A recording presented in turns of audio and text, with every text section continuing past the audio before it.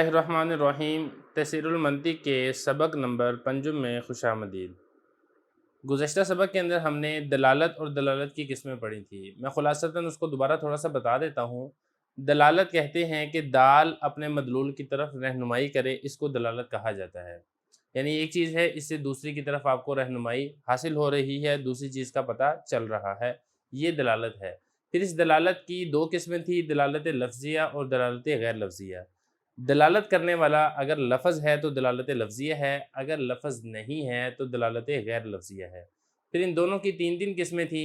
पहली किस्म थी दलालत लफ्ज़िया में दलालत लफ्ज़िया वज़िया, यानी जो दाल दलालत कर रहा है वो इंसानों की तरफ से उसको मुकर्रर किया गया है मदलूल पर दलालत करने के लिए, या इंसानों की तरफ से उसको मदलूल के साथ ख़ास किया गया है।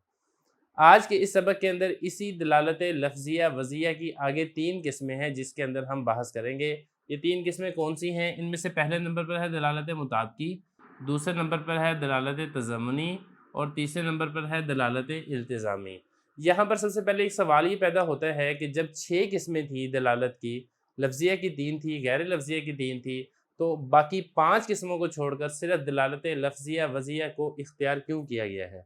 देखिए, मनाती का ज़्यादा बहस इसी दलालत लफ्ज़िया वज़िया के साथ ही करते हैं, यानी इंसानों की तरफ से जो चीज़ें मुकर्रर की जाती हैं मदलूल पर दलालत करने के लिए। चूँकि मुनातिका दलालत लफ्ज़िया वज़िया के साथ ही ज़्यादातर बहस करते हैं, इसीलिए इसी की 3 किस्मों को आज के सबक के अंदर हम इंशाअल्लाह बहस करेंगे। सबसे पहले नंबर पर आप समझ लें दलालत मुताबकी किसे कहते हैं। दलालत मुताबकी को समझने के लिए आपको ये वाली बात समझनी पड़ेगी, बाज़ औक़ात चीज़ें ऐसी होती हैं जिनके अज्ज़ा हैं। मिसाल के तौर पर कुरान मजीद है तो कुरान मजीद के 30 अज्ज़ा यानी 30 पारे हैं, या इसी तरह कुर्सी है तो कुर्सी के 3 अज्ज़ा होते हैं, उसकी टांगें होती हैं, उसकी सीट होती है, उसमें टेक लगाने की जगह होती है। या कोई भी चीज़ है जो मुख्तलिफ़ अज्ज़ा से मिलकर बनती है, जैसे मोटरसाइकिल है, मोटरसाइकिल के टायर होते हैं, सीट होती है, क्लच होती है, ब्रेकें होती हैं, वगैरह वगैरह।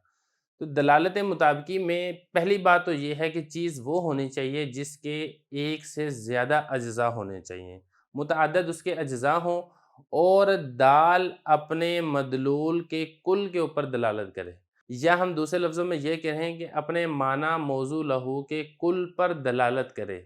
अगर दाल दलालत करता है अपने माना मौज़ू लहू के कुल पर, अपने मदलूल के कुल पर, तो इसको कहा जाएगा दलालत मुताबिकी। और इसी के साथ जब आपने मुताबिकी को समझ लिया है तो मुताबिकी के साथ ही आप दलालत तज़म्मुनी को भी समझ लेंगे आसानी के साथ। देखें, तज़म्मुनी ये ज़िमन से है।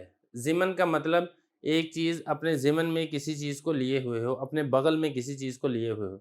चूँकि कुल भी अपने ज़िमन में अपने तमाम अज्ज़ा को लिए हुए होता है, इसलिए इसको तज़म्मुनी कहा जाता है। तो दलालत तज़म्मुनी में ये होता है कि लफ़्ज़ अपने माना मौज़ू लहू के जुज़ के ऊपर दलालत करता है। जब आप कुल पर दलालत होगी तो इसी के ज़िमन में जुज़ पर भी दलालत हो जाएगी। मिसाल के तौर पे जब हम कुरान मजीद कहेंगे तो जिस तरीके से 30 के 30 पारों को कुरान मजीद कहा जाता है, इसी तरह 30 में से हर पारे को भी कुरान मजीद कहा जाएगा और कहा जाता है। इसी तरह दलालत तज़म्मुनी के साथ एक तीसरी चीज़ है दलालत इल्तिज़ामी।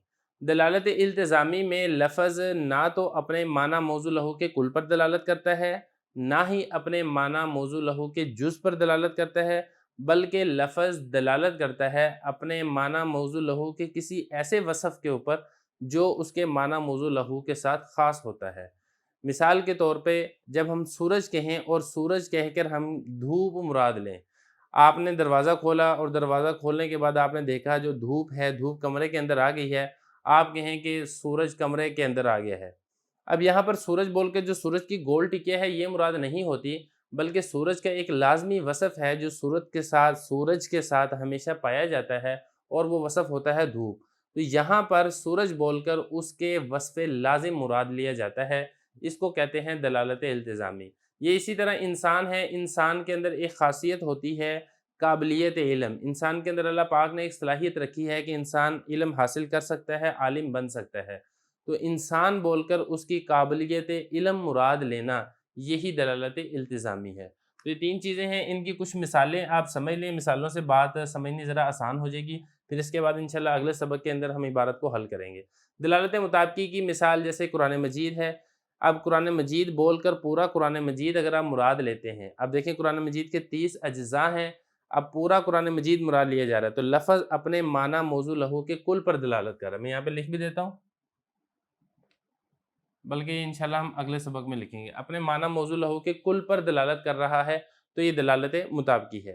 اور اسی طرح کل کی مثال اور بھی، موٹر سائیکل آپ نے بولا ہے اور موٹر سائیکل بول کر آپ نے پورا موٹر سائیکل ہی مراد لیا ہے تو یہ دلالت مطابقی ہے۔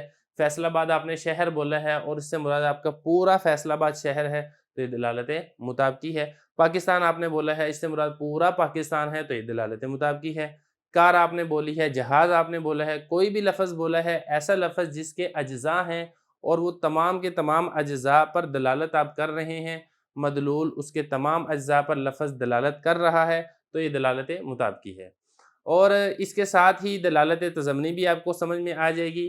جیسے کل پر دلالت ہوتی ہے، اسی طرح اس کے ضمن میں جز پر بھی دلالت ہو جاتی ہے، تو لفظ کی دلالت اس کے اجزاء میں سے بعض اجزاء کے اوپر یہ دلالت تضمنی ہے۔ مثال کے طور پہ آپ قرآن مجید کی تلاوت کر رہے تھے اور تلاوت کرنے کے ساتھ جب آپ نے تلاوت کی ہے، ایک پارہ آپ نے تلاوت کی، 2 پارے آپ نے تلاوت کی، کسی نے آپ سے پوچھا آپ کیا کر رہے تھے، تو آپ اس کو آگے سے جواب دیتے ہیں کہ میں قرآن مجید پڑھ رہا تھا۔ اب یہاں پہ دیکھیں، آپ پورا قرآن پاک نہیں پڑھ رہے تھے بلکہ آپ نے قرآن مجید کا 1 جز، 2 جز، 3 جز کچھ اجزاء پڑھے تھے، تو یہاں پر قرآن پاک بول کر آپ نے اس کے اجزاء مراد لیے ہیں، اس کا کل مراد نہیں لیا۔ بہرحال ایک بات اور بھی ہے، مراد لینا مراد نہ لینا، وہ ہم انشاءاللہ اگلے سبق میں پڑھیں گے۔ اب اس طرف آپ اتنا سمجھ لیں کہ قرآن مجید پورا بول کر اس کے 1 جز کے اوپر دلالت، یہ دلالت تضمنی ہے۔ یہ اسی طرح کرسی بول کر اس کا 1 جز، اس سے اس کی ٹانگ کے اوپر دلالت، یہ دلالت تضمنی ہے۔ فیصل آباد بول کر اس کا ایک خاص محلہ یا اس کا ایک خاص گھر یا اس کی ایک خاص کالونی یہ دلالت تضمنی ہے۔ اور اسی طرح دلالت التزامی کی بھی آپ مثال دیکھ لیں۔ مثال کے طور پہ ہم حاتم بولتے ہیں، اب حاتم تائی ایک شخص کا نام تھا جو سخاوت کے اندر مشہور تھا، لیکن حاتم بول کر اس کا ایک جو وصف لازم ہے وہ سخاوت ہوتی ہے، تو جیسے حاتم بول کر حاتم کی ذات کے اوپر دلالت ہوتی ہے، اسی طرح اس کے وصف لازم یعنی سخاوت کے اوپر بھی اسی کے ساتھ ہی دلالت ہو جاتی ہے، تو یہ دلالت التزامی ہے۔ یہ اسی طرح دلالت التزامی کی آپ دوسری مثال لے لیں، سورج بول کر جس طریقے سے سورج کی ذات گول ٹکیا کے اوپر دلالت ہوتی ہے، اسی طرح سورج کا جو وصف لازم ہے، اس کی گرمی، اس کی تپش، اس کی دھوپ، اس کے اوپر بھی ساتھ ہی دلالت ہو جاتی ہے، تو یہ دلالت التزامی ہے۔ تینوں قسمیں ہم نے پڑھ لی ہیں، اگلے سبق میں ہم اس کی عبارت لکھیں گے، اس کے بعد ہم اس کی تشریح کریں گے، اور مراد لینا اور مراد نہ لینا اس کے متعلق بھی ایک بحث ہے، وہ بھی ہم انشاءاللہ اگلے سبق میں کور کریں گے۔